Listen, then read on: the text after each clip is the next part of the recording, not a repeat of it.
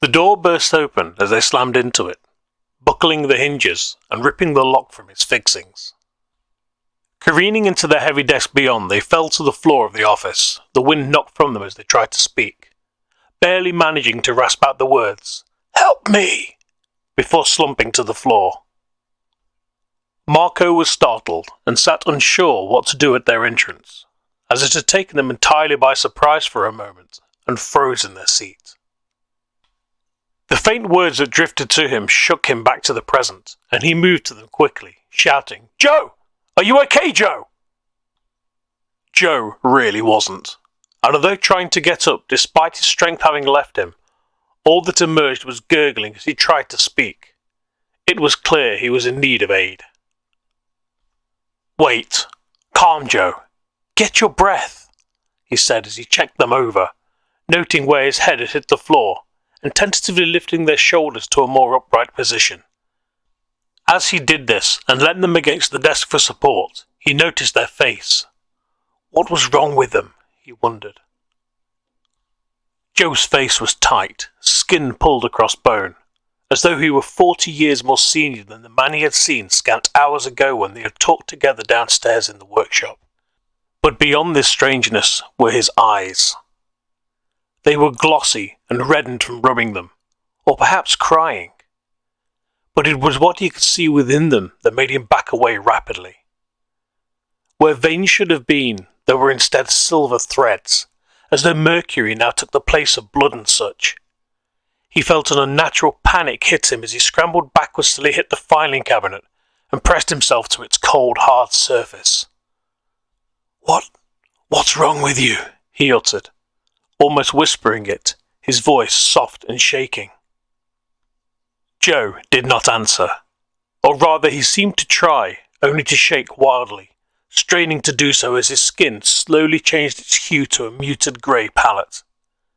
Silvered threads began to be seen dancing where life-supporting veins and arteries should have been, and as they spread across his skin, Joe convulsed. He was trying to reach out, but by all accounts his vitae was now more akin to what appeared to be that of silver or mercury than blood, more liquid silver than red, and within a minute Joe's agony subsided as his outstretched hand, with which he had been grasping at the air, stayed elevated where it was as his body succumbed, and the new structure solidified his body into a grotesque cry for aid. He sat pushed up against the cabinet, unable to move as Joe underwent his transfigurement, his mind unwilling to allow him to believe what he was witnessing, as he tried desperately to look away, but found he could not. He began flitting between the many out-of-place thoughts as he tried to deal with what was before him, his mind trying to make him think on different possibilities, to steer him to less immediate things, to distract him from the horror he had just witnessed. The only problem being that his mind seemed to enjoy such flights of fancy, and so it pulled what it could to the fore. After all, had it been a different circumstance, a different time, then perhaps this could have been seen as a sculpture of art, perhaps depicting the destitute or starved reaching out as a corpse-like victim of some war-torn place. His face threw an eerie smile at the scene as it made him consider this and other possibilities, his face nervously twitching and hands clawing at the carpet. But he quickly shook his head, making himself concentrate. No, this was all too real, and although reality was someplace he wished he could escape from right now, as his mind continued its attempts to dissuade him from confronting this horror, he stood firm, and the thoughts receded, and he became still. He dare not move, even though he was sure that Joe could not. It was akin to the fear he had felt as a child when alone in a darkened bedroom. When all lights were out and all was silent, a creak, an imagined shape in the darkness would emerge, and he would freeze under his sheets, sweating and heart pounding as he willed for the things outside to be gone, even though he knew there was nothing there. It was that feeling, only now he was a child no more, but a man of 28. And a rational one at that. Way back then his mind had been cruel to him, but now he was its master. Yes, he was in control. This is insane, he thought to himself, as he remembered how to move again and slowly pushed himself to his feet. But this is real. He swallowed hard and moved toward Joe, peering at him through his glasses, adjusting them as he examined the outstretched hand, but not too close. He had seen the horror flicks, and was well versed in expecting his friend to lurch forward in one last attempt to, well, those films were not this.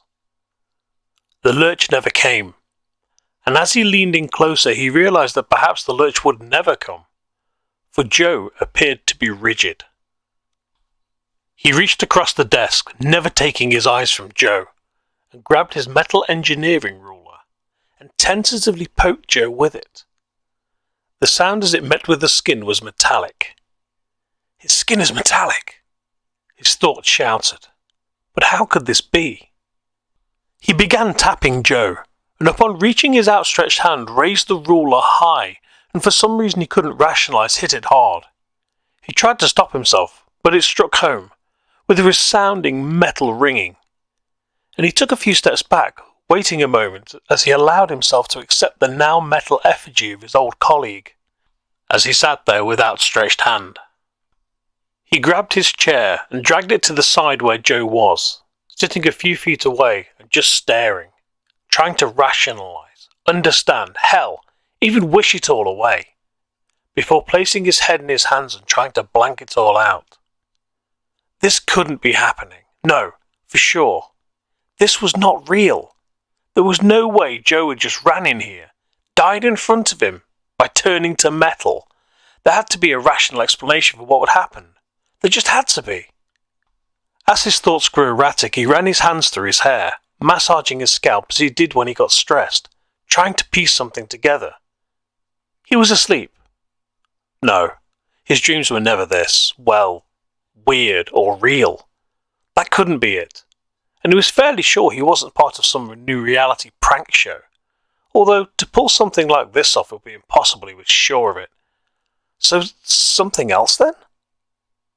He had never taken drugs, so perhaps someone in the rec room had spiked his coffee with something this morning. And this was all some bad trip. That did seem more likely than what was happening for sure, so yeah, that had to be the explanation. Damn layabouts from the other departments probably did this as some kind of joke. Yes, that must be it. Aha! He said out loud, smiling as he arrived at his answer. You guys are going to get a round of fox for this, he shouted, standing to his feet and looking down at Joe. So that means you aren't even here. You aren't real, he said triumphantly, and kicked Joe hard, hitting the hand that lay at his side and moved it a little. Wait, what? He stopped in his glee, and as he looked down he could see that Joe was holding something tightly in his hand. So tight it had cut him from his clenching, and blood was there, actual red blood. He knelt and pried his fingers from around it and froze as he realized what this was. The small object in his hand was something he had seen before. In fact, it was his, but why was he holding it so tightly? As he touched the still warm flesh of his dead friend, he felt his blood run cold, and he immediately pulled away. His thoughts instantly began racing, that he had perhaps just contracted whatever Joe had, by touching him, and he began checking his fingers and hand frantically. But no, it was just his mind playing another cruel joke on him. Maybe the dubious members of the other department had been drugging him for years, and he hadn't even realized, and now it was pushing to the fore. No, that was too mad even for him to believe. Although the very fact he even went there said a lot for his current state of mind and slowly slipping grip of reality. He felt sure he was worth their time and effort to slowly drive insane with paranoia and delusional thoughts. But he was a nobody. Just another one of the many bland people in the cogs of the corporate machine, just like them, so no. How could he be?